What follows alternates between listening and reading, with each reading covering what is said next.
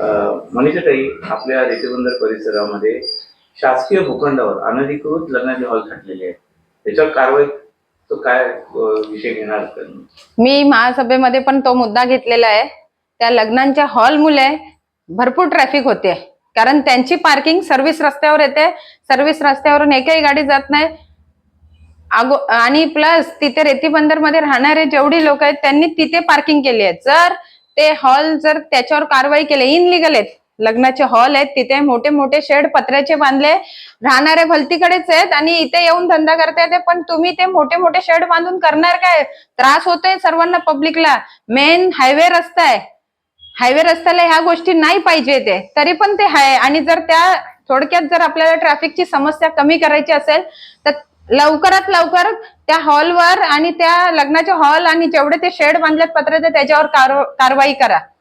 आणि महापालिकेने तिथे पार्किंग जर दिली, तिथे मोठे ट्रक वगैरे जर सर्व्हिस रोडला राहत आहेत त्यांना जर पार्किंग दिले तर तुम्ही त्यांच्याकडे पार्किंगचे वसुली करू शकता ना, लिगल एकदम. महापालिकेने जर त्याच्यावर कारवाई केली नाही तर राष्ट्रवादी शरदचंद्र पवार पक्षाच्या वतीने आणि आपल्या वतीने कशा प्रकारे उत्तर दिलं जाईल? सर्वात अगोदर तर मी सर्वांना पत्र पाठवेल. माननीय उपमुख्यमंत्री एकनाथजी शिंदे साहेब त्यांना लेखी पत्रक देणार.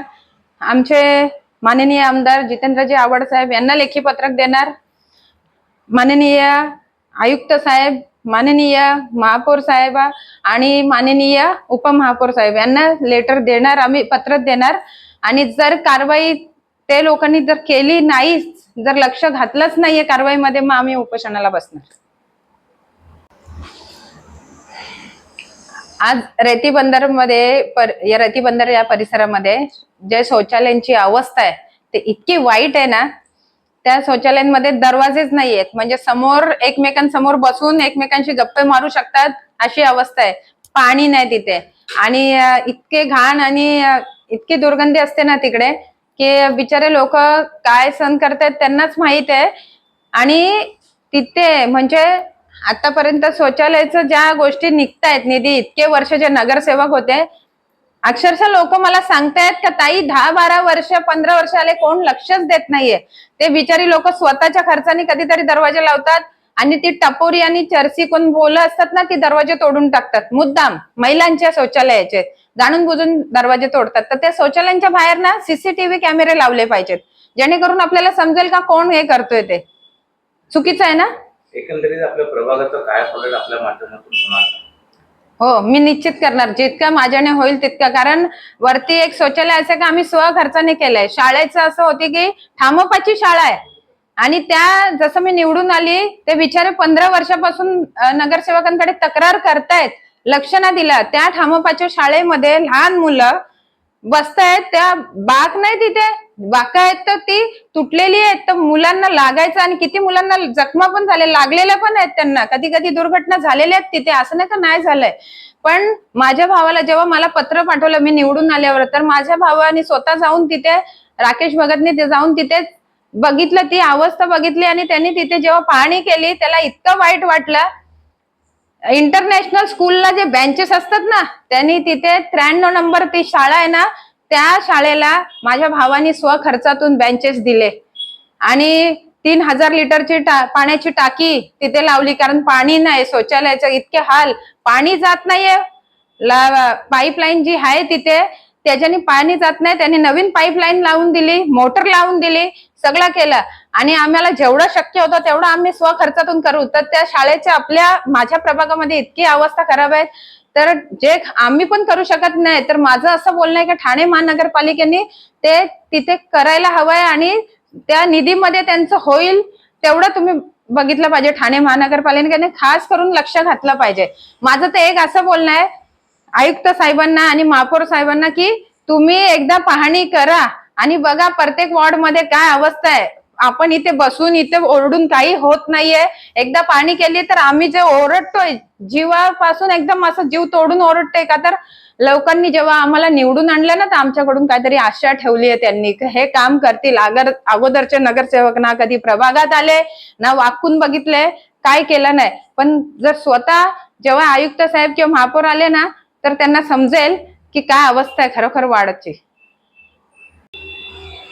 मॅडम, अर्थसंकल्पीय सर्वसाधारण सभा चालू आहे. काय विषय मांडलेला आहे तुम्ही? माझ्या प्रभागात आजपर्यंत जसं आज बघायला गेलं तर 25 ते 30-35 वर्षापासून म्हणजे माझ्या प्रभागामध्ये रेती बंदर हा परिसर येतो, तर त्या परिसरामध्ये डोंगर पट्टा येतो. तर तिथे पूर्ण डोंगर पट्ट्यापर्यंत वरपर्यंत जी लोक राहतात ती जवळजवळ 25-30 वर्ष झाले त्यांच्याकडे ना कधी कोण नगरसेवक गेला, ना कधी कोण उमेदवार गेला की त्यांचे काय समस्या जाणून घ्यायचा प्रयत्न केला काय. पण आज त्या लोकांचे असं आहे की त्यांना पाणी पण नाही, तिथे पायवाटा नाहीयेत. मग तिथे काम केव्हा होणार? आणि माझा रेती बंदर जो परिसर आहे, गरीब वस्ती आहे, झोपडपट्टी एरिया आहे पूर्ण तो. मग त्यांच्या समस्या कोण दूर करणार आहेत? त्याबद्दल मी काही मुद्दे मांडले आणि त्याच्यामध्ये जसं ते क्रॉसिंग करतात, रेल्वे ओलांडून जातात ते, पण ते जाताना आजपर्यंत रस्ता क्रॉस करतात रेल्वे ओलांडताना 25 ते 30 हजार बली गेली तिथे. मग त्यांचं कोण हे करणार? गरीब आहेत म्हणून त्यांच्याकडे लक्ष न देणार काय कोण? आणि त्याच्यामुळे लवकरात लवकर तिथे भुयारी मार्ग सुरू व्हावा ह्यासाठी मागणी केली आहे. ट्रॅफिक होते, रेती बंदरचा जो मुंबई पुणे हायवे रस्ता आहे तिथे जी ट्रॅफिक होते ती कशामुळे होते की तिथे जे सर्व इनलिगल लग्नाचे हॉल बांधलेत आणि पत्र्याचे शेड मोठे मोठे बांधलेत, तर त्यांच्या गाड्या सर्व्हिस रस्त्यावर पार्किंग होत आहेत. मग ते सर्व्हिस रस्ता बंद राहतो, लहान गाड्या जाणार कशा? सकाळ असो दुपार असो लहान मुलांचे शाळेत जे जात आहेत, जसं रेती बंदर असेल, मुंब्रा एरिया असेल, मुंब्र्यातून ठाण्याला जे विद्यार्थी जातात शिकण्यासाठी आपलं, तर त्यांना जे 1-1 तास ट्रॅफिक मध्ये सहन करायला लागतो, त्या मुद्द्यावर मी हे केलंय.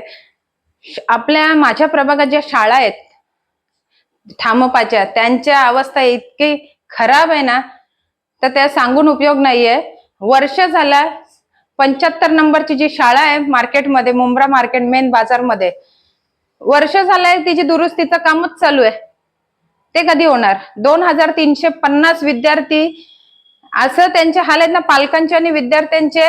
शाळेच्या काही गोष्टी ठिकाण्यावर नाहीयेत, तिथे जागेवर काहीच नाहीये ना. मग काय करणार आहे पालक आणि विद्यार्थी? ते काम कधी होणार? आणि ते दुरुस्ती नाही झालं तर त्यांचं जे त्यांचे आज इकडे तिकडे जी सोय केली आहे ती बरोबर नाहीये. आणि मी बघते वर्ष झाला करतायत काय काम करतायत ते लोक? थोडक्यात आहे ना, बघायला गेलं तर आपल्या ठामपाचा मुंब्र्याकडे बिलकुल लक्ष नाहीये. आणि ठाण्यामध्ये तुम्ही ठीक आहे सगळ्या सुखसोयी दिल्यात, ठाणा आमची पण शान आहे, ठाणे सिटी अजून चांगली होऊ दे, सिंगापूर होऊ दे, निदान आमचा मुंब्रा भारत तर करा. पण आमच्या मुंब्र्यामध्ये थोडस लक्ष तर द्या. मुंब्रा किती केला तर आमचा मान आहे. आज मी लहानाची मोठी झाली आहे, आज वाईट वाटतं मला की आपल्याकडे लक्ष देत नाही. 2009च्या अगोदर मी मुंब्रा सांगते, इतकी स्टेशन परिसराची वाईट अवस्था होती. तिथे एक शंकर मंदिर होतं, तिथे नेहमी पाण्यात ते गटार फुटलं का तिकडनं नाला वाहून येईल पावसामध्ये ते पाणी तिथे. आवड साहेब आमचे जेव्हा 2009 नंतर निवडून आले त्यांनी ती सगळी सुधारणा केली आहे. म्हणजे ह्याच्यापूर्वी नगरसेवक होते, त्याच्या नंतर नगरसेवक आले, त्यांनी कधी लक्षच बारकाईने दिलं नाही. जो तो आपलाच फक्त बघतोय ना. मुंब्र्यातून महापौर झाले, शिक्षण मंत्री झाले, सभापती झाले, काय केलं मुंब्र्यासाठी? स्थानिक होते ना तुम्ही सर्वजण, काय केलं मुंब्र्यासाठी? तेव्हा तुम्हाला मुंब्र्याचे सुचलं नाही का मुंब्र्यासाठी मला काय डेव्हलपमेंट पाहिजे? म्हणून डेव्हलपमेंट फक्त आव्हाड साहेबांनी केली आहे आणि ती त्यांच्या आमदाराच्या ह्याच्यातून त्यांनी केली आहे. आव्हाड साहेबांशिवाय त्या मुंब्र्याला मला वाटत नाही कोण वाली आहे. तेच करते धरते मुंब्र्याचे आहेत, तरी काही लोक त्यांना बोलतायत. कशासाठी बोलायला पाहिजे? तो बिचारा माणूस ठाण्यातून तिथे आला, पण तो त्यांनी सर्वांचं चांगलंच केलंय ना, वाईट काय केलेलं आहे? मला काही मुद्दे असे होते की ते बोलणं गरजेचं होतं आणि ते हवंय ठाणे महापालिकेकडून करून. आता बघूया ठाणे महानगरपालिका किती खासगीने लक्ष देते का नाही देते ते.